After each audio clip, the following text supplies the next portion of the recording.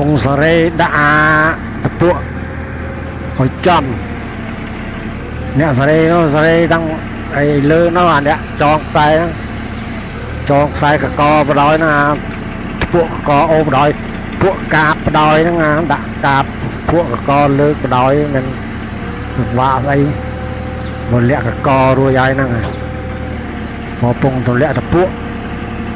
លាក់តពួកមកទម្លាក់តពួកមកទម្លាក់តពួកមកពងទម្លាក់តពួកមកនេះមានខ្សែណានឹងដាក់កាបលាក់ពួកចិត្តដល់ហើយវាមិនដាច់ទេកាបតាក់តពាក់កកនឹងហើយនឹងនៅហើយពួកកគេលាក់ហើយស្រេចហើយហ្នឹងមកកអត់លាក់នឹងធ្លាក់ទៅខ្លាយវារបូតវាអីវាទៅអីចឹងគេលាក់ស្រាប់ចឹងហើយមានអីតាក់ជាប់កកស្ដោក